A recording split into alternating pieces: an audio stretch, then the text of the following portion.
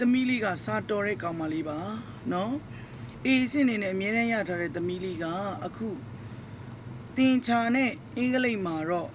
လိုက်နိုင်ပြီးတော့မှတခြားကျက်စာတွေမှာမေ့တယ်ဘိုင်အိုဆိုတော်တော်စဉ်းစားပြီးဖြေယူရတယ်ဆိုပြီးတော့မှမေမေကဒီမှာကွန်မန့်လေးရေးပေးထားတယ်ကိုသာကိုသမီးလေးဆိုလဲဒီလိုကူရကြရမဲ့တဲ့အတွက်ကြောင့်မို့လို့အကြံဉာဏ်တောင်းမိမှာပဲကိုချင်းစာမိတယ်ဒီချက်မှလည်းသားသမီးတွေရှိတယ်အဲ့တော့ဘာတော့အကြံပေးခြင်းလဲဆိုတော့ဒီကျက်စာတွေကိုကလေးတွေကိုကြက်ခိုင်းတဲ့အခါကျရင်သူကအလွတ်ချရေးပြီးကြက်တက်တဲ့ကလေးမို့လို့ထပ်မပြောတော့ဘူးဒါသူအမြဲတမ်းချရေးပြီးကြက်မှာပဲအဲ့တော့မေးတတ်တဲ့ဖြစ်စဉ်တစ်ခုမှာဒီကျတို့တခါတလေကြရင်စာတွေကိုပေါ့နော်မှတ်ဉဏ်ကိုအားကောင်းစေတဲ့နီးလန်းလေးတွေရှိတယ်ဥမာကိုကြပြာကာယံလေးတွေနဲ့မှတ်တာမျိုးပြီးအစစကလုံးလေးတွေကြည့်အချက်လက် data လေးတွေကိုမှတ်တာမျိုးနောက်တစ်ခုကကြတော့စာကိုပုံအသွင်ပြောင်းပြီးတော့မှမှတ်တာဟမှာdiagram လေးတွေတို့ graph လေးတွေနဲ့ဆွဲပြီးတော့မှမှတ်လိုက်တာတူရစုပြီးတော့မှပြန်ပြီးတော့မှခွဲမှတ်တာနောက်တစ်ခုကကြတော့ကိုစာရေးနေရင်တလန်ကိုအလွတ်နေရေးနေရင်တလန်နဲ့ကိုပြန်ရှင်းပြပြီးတော့ရေးတာ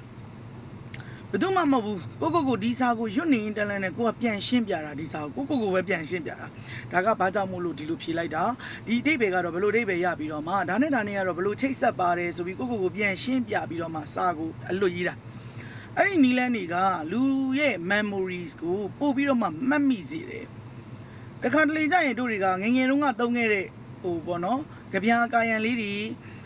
ပြီးရင်ကျမတို့အစစလုံးလေးတွေကြည့်တီးသက်မှတ်တဲ့ပုံစံလေးတွေနောက်တစ်ခုကကြတော့သူတို့အတူကောင်းမှတ်တဲ့ပုံစံဒါလေးတွေကလည်းပဲဒါအထောက်အကူတော့ဖြစ်တယ်ခုနတီချာနောက်ဆုံးပြောလိုက်တဲ့ချက်ပေါ့နော်ကိုနားလေထားတဲ့အရာကိုကိုပြန်ရှင်းပြတာဒီလိုလုပ်ချင်းအပြင်လည်းပဲစာကို sub study လုပ်တဲ့အခါမှာနော်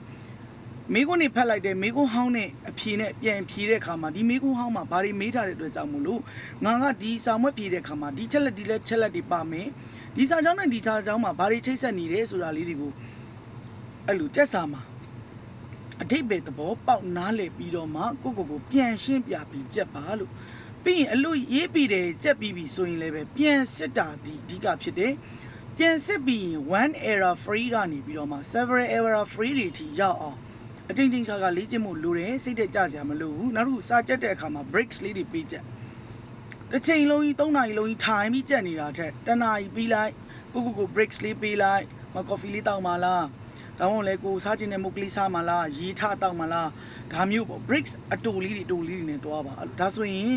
memory ကပိုပြီးတက်လာတယ်ခန္ဓာကိုယ်ကလည်းပင်ပန်းတာတက်တာတယ်သမီးလေးဒါလေးလုပ်ကြည့်ပါ